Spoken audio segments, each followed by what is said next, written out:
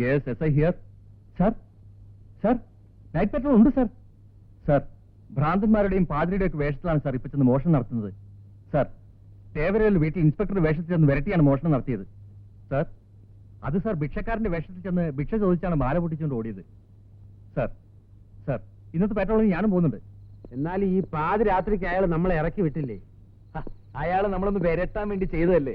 അയാൾ ഇപ്പൊ തന്നെ തിരിച്ചു വരും. നമ്മളില്ലാതെ അയാൾ എങ്ങനെ സെക്കൻഡ് കളി കളിക്കും? അയാൾ തിരിച്ചു വരുമെന്ന് എനിക്ക് തോന്നുന്നില്ല.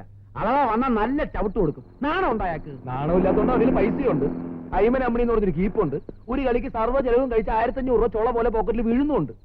പക്ഷെ ഇനി തിരിച്ചു വന്ന് വിളിച്ചാൽ നമ്മളെ കയറരുത്. നമ്മളില്ലാതെ വക്കച്ചൻ എങ്ങനെ നാടകം കളിക്കുന്നു കാണുന്നുണ്ട്. എനിക്ക് പേടിക്കാനൊന്നുമില്ല. ഞാനിപ്പോ ഇതില്ലെങ്കിൽ സൂര്യസോമിലൊക്കെ APS കയറി രക്ഷപ്പെടും. നിന്റെ കാര്യം ആലോചിച്ചിട്ടാ. അത് പറയാതെ എനിക്കും പേടിക്കാനൊന്നുമില്ല. ഞാൻ കേരളത്തിലുള്ള സകല നാടക ട്രൂപ്പുകളിലും റോളിന് വേണ്ടി ശ്രമിക്കും. ഒന്നിലും ശരിയായില്ലെങ്കിൽ മലയാളം TV സീരിയലിൽ അഭിനയിക്കും. വരുന്നുണ്ട്. നമുക്ക് ഒളിച്ചിരിക്കാം. സ്വല്പ നേരം നമ്മളെ കാണാതെ അയാൾ വിരളട്ടെ. വാ, നമുക്ക് ഇങ്ങോട്ട് കയറാം.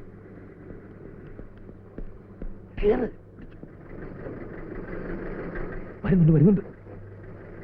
അതിനെ 25 രൂപ കൂടുതൽ എന്നാലേ നാളെ മുതൽ കളിക്ക് വരുള്ളൂ പറയാം. ഞാൻ വരട്ടുന്നത് നീ നോക്കിക്കോ.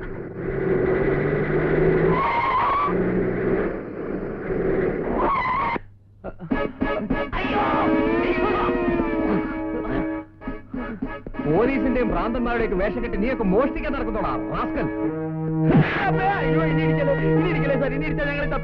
സത്യം പറഞ്ഞു. തൊണ്ടി സാധനങ്ങൾ എവിടെയാ കുഴിച്ചിട്ടിരിക്കുന്നത്?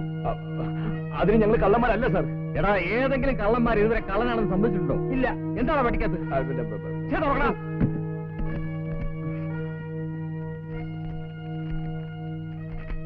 എന്താടാ ഇത്? ഇത് നോട്ടീസ്. എന്ത് നോട്ടീസ്? ഞങ്ങൾ 2 പ്രൊഫഷണൽ നടന്മാരാണ്. ഇത് ഞങ്ങളുടെ പരിപാടിയുടെ നോട്ടീസാ. ഇത് ഞാൻ പെരപ്പങ്കോട് പ്രഭാകരൻ. ഇത് പോൾരാജ്, പിണ്ടിമന പോൾരാജ്. നിന്റെയൊക്കെ പിണ്ടിമന. എന്നാ നിനക്കൊക്കെ ഇത് നേരത്തെ പറഞ്ഞുകൊണ്ടായിരുന്നോടാ? സാർ ഇടി നിർത്തിയാലേ ഞങ്ങൾക്ക് എന്തെങ്കിലും പറയാൻ പറ്റൂ. മേക്കപ്പും ഡ്രസ്സും ഒക്കെ അഴിച്ചു വെച്ച് വേഗം സ്ഥലം വിടാൻ നോക്ക്. ഇവിടെ വെച്ച് വേണ്ട, പുറത്തു പോയേക്ക്.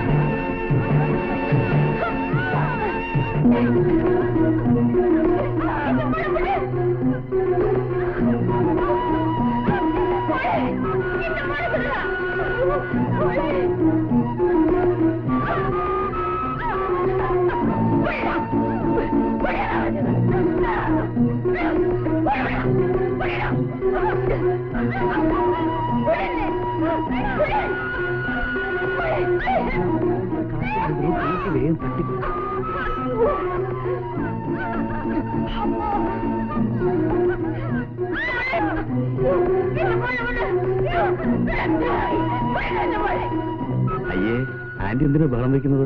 മോളെ ഹോസ്പിറ്റലിലേക്കല്ലേ കൊണ്ടുപോകുന്നത്? അതും നമ്മളെ ഹോസ്പിറ്റലിലേക്ക്.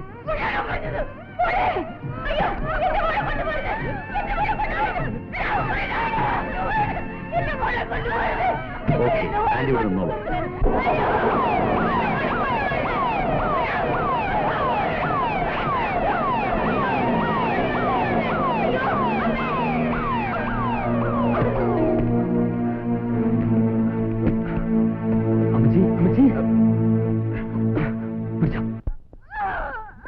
കൊണ്ടുവരൂ. യമുനെ, എന്താ ഇത്? ബഹളം വയ്ക്കാതെ, എല്ലാ അസുഖമാകും. ഇവിടെ കൊണ്ട് സെല്ലിലടക്കി. എന്റെ മോക്ക് ഭ്രാന്തില്ല. എന്റെ മോളെ സ്വന്തമാക്കി ഞങ്ങളുടെ സ്വത്തെല്ലാം തട്ടിയെടുക്കാൻ ആ കൃഷ്ണകുമാർ ചെയ്ത ചതിയായത്. ആരേ കൃഷ്ണകുമാർ? ഭ്രാന്താശുപത്രി നടത്തുന്ന ഡോക്ടറാ. യമുനയുടെ അച്ഛന്റെ ഒരു അകന്ന ബന്ധുവാണ്. നിങ്ങൾക്ക് പോലീസിലൊരു കംപ്ലൈന്റ് കൊടുത്തൂടെ? അങ്ങനെ ചെയ്താൽ ആ നിമിഷം എന്റെ മോളെ ശരിക്കും ഒരു ഭ്രാന്തിയാക്കി മാറ്റുന്ന അയാൾ പറഞ്ഞിരിക്കുന്നത്. ഭ്രാന്ത് ആശുപത്രിയിൽ സ്വയംബോധം കൊണ്ട് നശിച്ച നിലയിൽ എന്റെ മോളെ കാണേണ്ടി വന്നാൽ നിങ്ങളെ സഹായിക്കാൻ മറ്റു ബന്ധുക്കൾ ആരുമില്ലേ?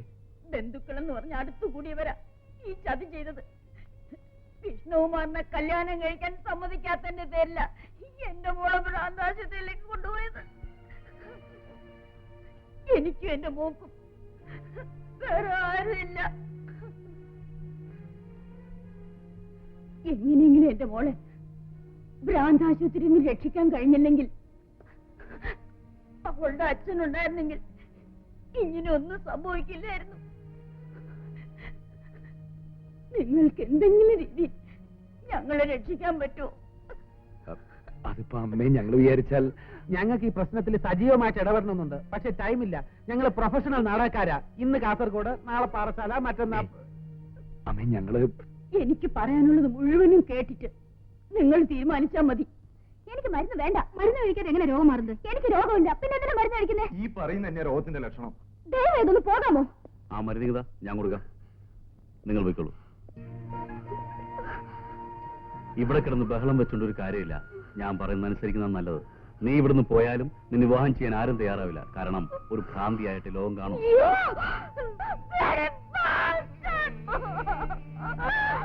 അച്ഛൻ്റെ അല്പം വയലനാണ്, സൂക്ഷിച്ചോണം. സെല്ലെടുത്തേക്ക്.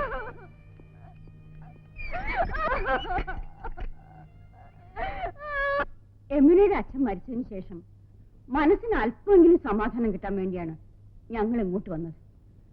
ഇവിടെ എത്തിയതിനു ശേഷമാണ് ഞങ്ങളുടെ സ്വത്തുക്കൾ മുഴുവനും എമിനയുടെ അച്ഛന്റെ ആൾക്കാര് കയ്യിലാക്കി വെച്ചിരിക്കുന്നെന്ന് മനസ്സിലായത്. അത് തിരികെ കിട്ടാൻ വേണ്ടി ഞാൻ കേസ് ഫയൽ ചെയ്തു. അതോടുകൂടി ഞങ്ങൾക്ക് എല്ലാവരും ശത്രുക്കളായി. എന്റെ മകളെ എനിക്ക് തിരിച്ചു കിട്ടിയാൽ മാത്രം മതി. ആ നിമിഷം അവളെയും കൊണ്ട് ഞാൻ മദ്രാസിലേക്ക് പോയിക്കോളാം. ഈ വീടും സ്വത്തുമൊന്നും എനിക്ക് വേണമെന്നേ ഇല്ല. ഭ്രാന്താശുപത്രിയിൽ നിന്ന് യമുനയെ രക്ഷപ്പെടുത്തിക്കൊണ്ട് മാത്രം പ്രശ്നങ്ങൾ തീരുവോ? ആ കൃഷ്ണകുമാർ നിങ്ങൾ വീണ്ടും ട്രേസ് ചെയ്ത് പിടിച്ചാലോ? എങ്ങനെയെങ്കിലും കൃഷ്ണകുമാറിന്റെ കസ്റ്റഡിയിൽ നിന്ന് മോളെ മോചിപ്പിക്കാൻ കഴിഞ്ഞാൽ പിന്നെ നമുക്ക് പോലീസിന് സഹായം ആവശ്യപ്പെടാമല്ലോ. നിങ്ങളെപ്പോലെ രണ്ടാമക്കൾ എനിക്കുണ്ടായിരുന്നെങ്കിൽ. അമ്മ വിഷമിക്കണ്ട, ഞങ്ങളും അമ്മയുടെ മക്കളാണെന്ന് കരുതിയാൽ മതി. യമുനയെ രക്ഷപ്പെടുത്തിക്കൊണ്ടുവരാൻ ഞങ്ങളുടെ കഴിവിന്റെ പരമാവധി ശ്രമിക്കാം. ഈശ്വരൻ നിങ്ങളെ അനുഗ്രഹിക്കട്ടെ. പിന്നെ പറയുമ്പോ മറ്റൊന്നും തോന്നരുത്. ഈ നാടക അഭിനയമാണ് ഞങ്ങളുടെ ഏക വരുമാനം. അപ്പോ അതും കളഞ്ഞിട്ട് ഇതിനു വേണ്ടി ഇറങ്ങിത്തിരിക്കുമ്പോ പണം, കാശ്, സാമ്പത്തികം, ബഡ്ജറ്റ് കാര്യത്തോട്ടുന്നതിനാ? കാര്യം പറയട്ടെ. കാശിന്റെ കാര്യത്തിൽ നിങ്ങൾ ഒന്നും വിഷമിക്കണ്ട.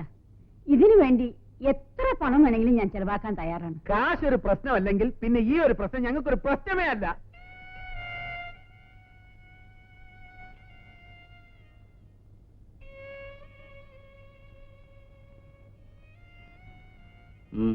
എന്താ? എനിക്കെന്റെ മോളെ ഒന്ന് കാണണം. എന്തിനാ ഇപ്പൊ കാണുന്നേ? എനിക്കെന്റെ മോളെ ഒന്ന് കണ്ടാൽ മാത്രം മതി. ഞാൻ ഉടനെ പിറ്റോളാം.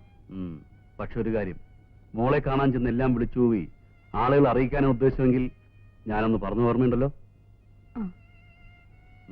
ചെല്ല്. തോമസ്,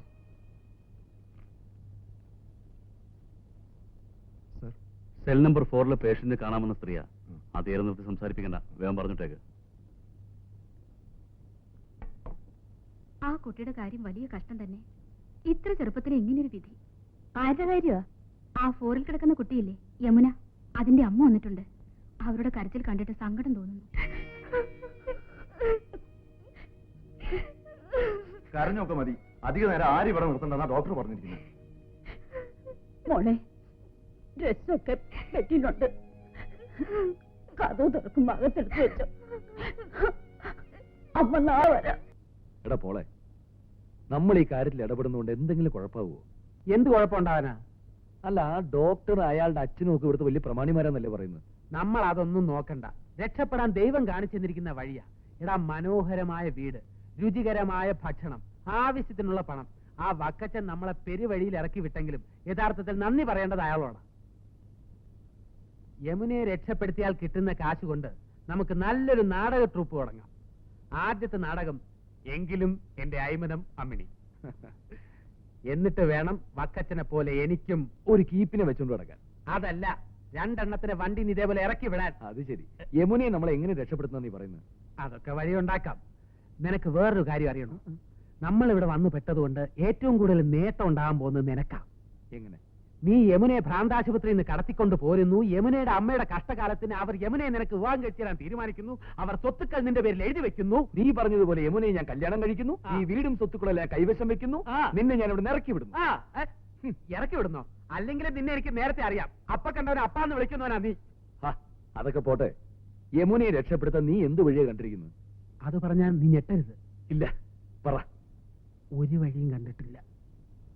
നിന്റെ